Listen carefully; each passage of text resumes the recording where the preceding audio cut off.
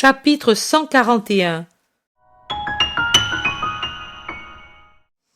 Jésus ne regarde pas ce que je regarde. Il regarde de pauvres malades qu'il gratifie de la guérison. Il regarde des vieux mendiants auxquels il donne de l'argent. Il regarde des enfants que les mères lui présentent pour qu'il les bénisse. Il regarde avec pitié un groupe de sœurs qui lui parlent de la conduite de leur frère unique qui a fait mourir leur mère de chagrin et les a ruinées. Elle le prie, ces pauvres femmes, de les conseiller et de prier pour elles. Bien sûr que je prierai Dieu qu'il vous donne la paix et que votre frère se convertisse et qu'il se souvienne de vous en vous rendant ce qu'il vous doit et surtout en revenant vous aimer. Car s'il fait cela, il fera tout le reste. Mais vous, l'aimez-vous ou y a-t-il en vous de la rancœur? Est-ce que vous le pardonnez du fond du cœur ou bien est-ce que votre chagrin est du dédain? Car lui aussi est malheureux, plus que vous, et malgré ses richesses, il est plus pauvre que vous, et il faut en avoir pitié.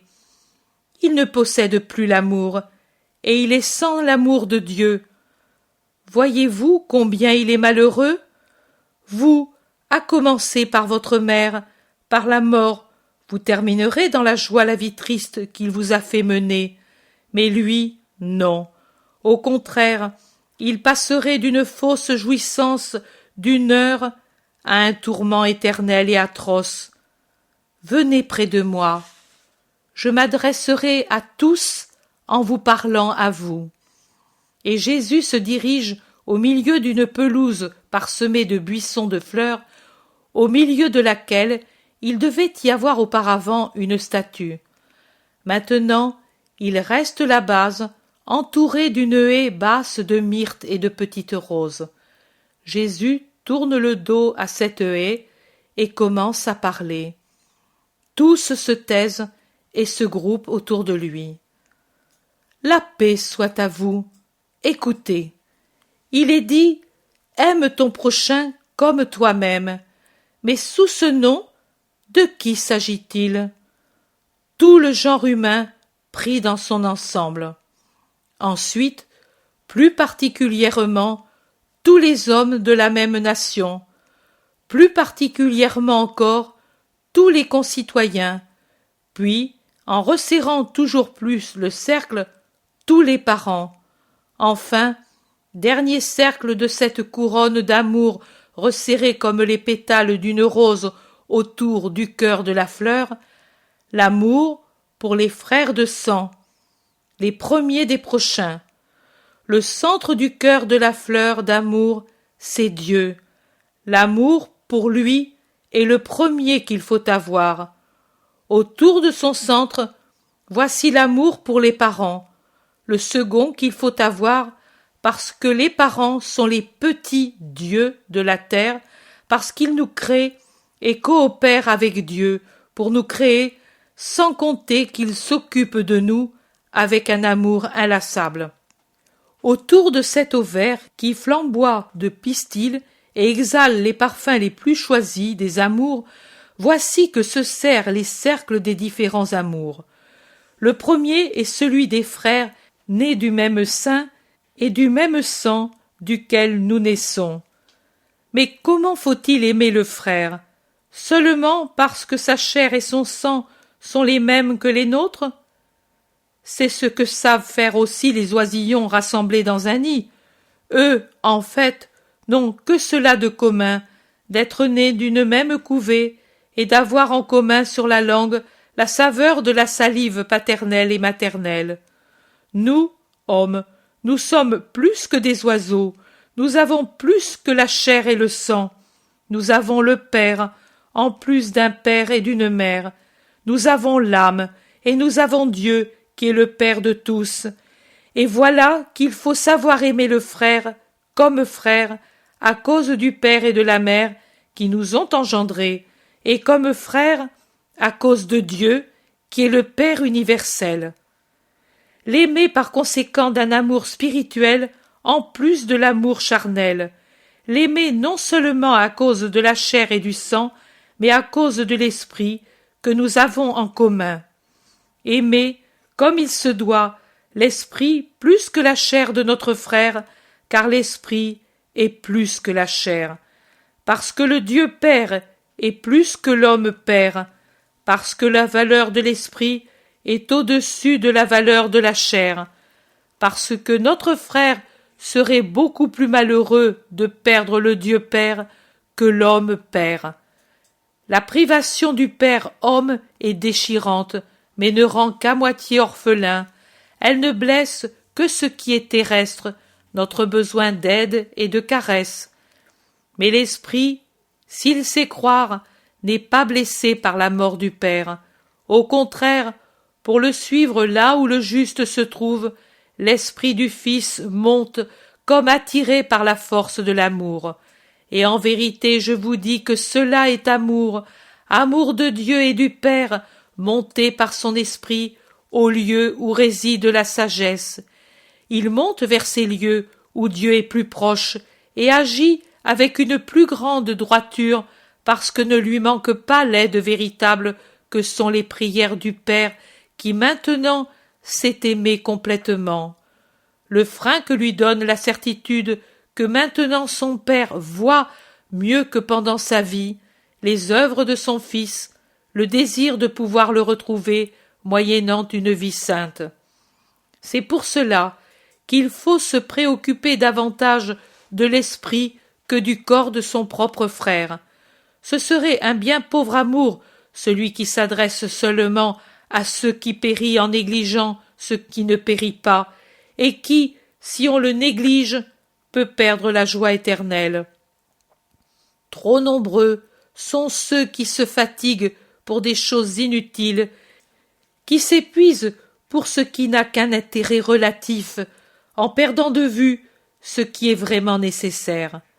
Les vraies sœurs, les bons frères, ne doivent pas seulement se préoccuper de garder en ordre les vêtements, de tenir prêts les repas ou d'aider leurs frères par leur travail, mais ils doivent se pencher sur leurs esprits, en écouter les voix, en percevoir les défauts et avec une affectueuse patience peiner pour leur donner un esprit qui respire la santé et la sainteté. Si en ces voies et en ces défauts ils voient un danger pour leur vie éternelle.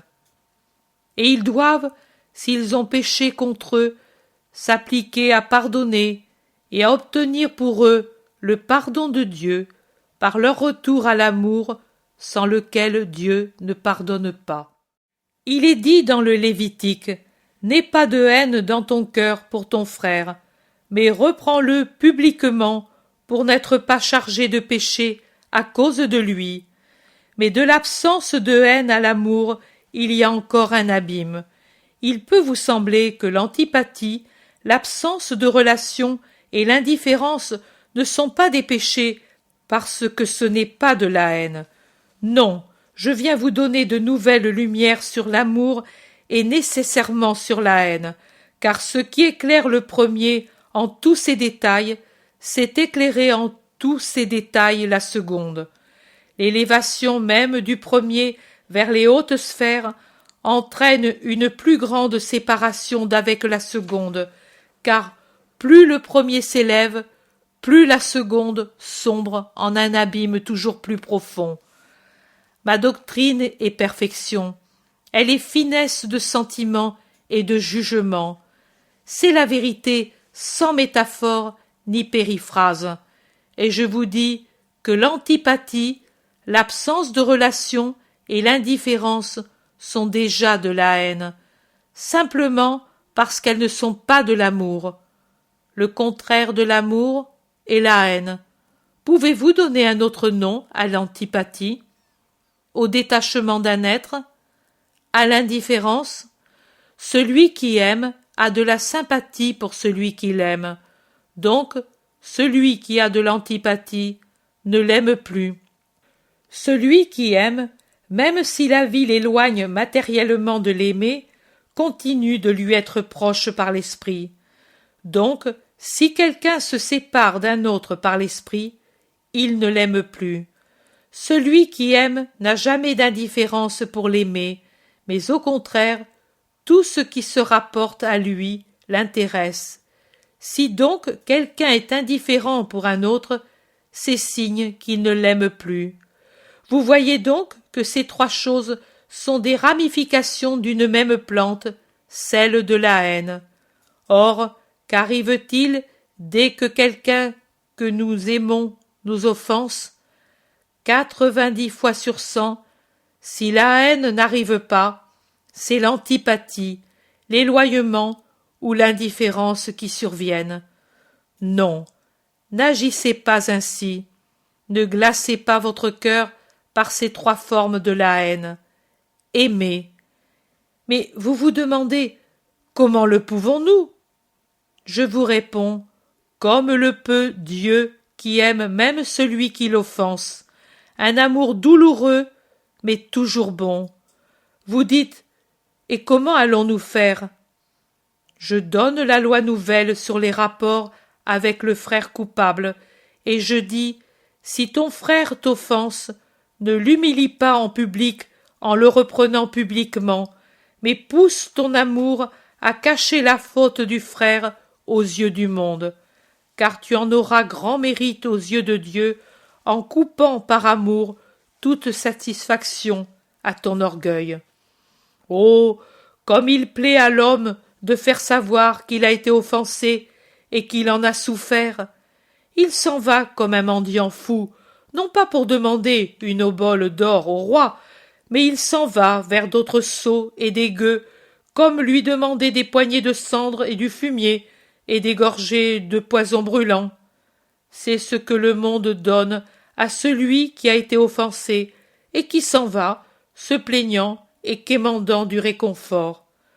Dieu, le roi, donne de l'or pur à celui qui, offensé mais sans rancœur, ne va pleurer qu'à ses pieds sa douleur, et à lui demander, à lui, à l'amour et à la sagesse, un réconfort d'amour et un enseignement pour une contingence pénible. Si donc vous voulez du réconfort, allez à Dieu et agissez avec amour. Moi, je vous le dis, en corrigeant la loi ancienne. Si ton frère a péché contre toi, va, reprends-le en particulier, entre lui et toi seul. S'il t'écoute, tu as de nouveau gagné ton frère, et en même temps tu as gagné tant de bénédictions de Dieu.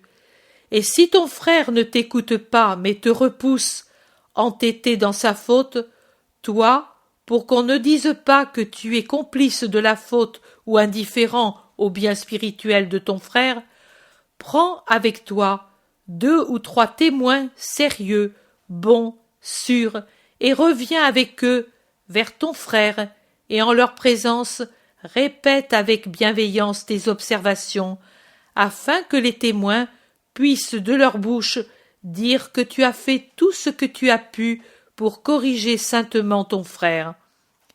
Car c'est le devoir d'un bon frère, puisque le péché qu'il a commis à ton égard est une blessure pour son âme, et que tu dois te préoccuper de son âme. Si cela aussi ne sert à rien, fais-le savoir à la synagogue, pour qu'elle le rappelle à l'ordre au nom de Dieu. S'il ne se corrige même pas dans ce cas, et s'il repousse la synagogue ou le temple comme il t'a repoussé, considère-le comme un publicain et un païen. Cela faites-le avec ceux qui sont vos frères par le sang, ou ceux qui vous sont liés par une fraternité d'amour, car même avec votre prochain le plus éloigné, vous devez agir avec sainteté, sans avidité, sans être inexorable, sans haine. Et quand ce sont des différends pour lesquels il est nécessaire de s'adresser au juge et que tu y vas avec ton adversaire, moi je te dis, ô homme, qui souvent te trouve par ta faute dans une plus mauvaise situation, de t'efforcer, pendant que tu es en chemin, de te réconcilier avec lui, que tu aies tort ou raison, car la justice humaine est toujours imparfaite, et généralement l'astuce l'emporte sur la justice, et le coupable pourrait passer pour innocent, et toi innocent pour coupable. Et alors il t'arriverait non seulement de ne pas voir reconnu ton droit, mais de perdre aussi ton procès, et alors que tu es innocent, d'être considéré comme coupable de diffamation, et alors le juge t'enverrait à l'exécuteur de justice qui ne te laisserait pas aller tant que tu n'aurais pas payé le dernier centime. Sois conciliant. Ton orgueil en souffre? Très bien. Ta bourse se vide? Mieux encore. Il suffit que croisse ta sainteté. N'ayez pas un amour nostalgique de l'or. Ne soyez pas avide de louanges. Faites que ce soit Dieu qui vous loue. Faites en sorte de vous constituer un grand trésor au ciel, et priez pour ceux qui vous offensent pour qu'ils se repentent. Si cela arrive, eux-mêmes vous rendront honneur et vous restitueront vos biens. S'ils ne le font pas, Dieu y pensera. Allez maintenant, car c'est l'heure du repas. Qu'il reste seulement les mendiants pour s'asseoir à la table des apôtres. La paix soit avec vous.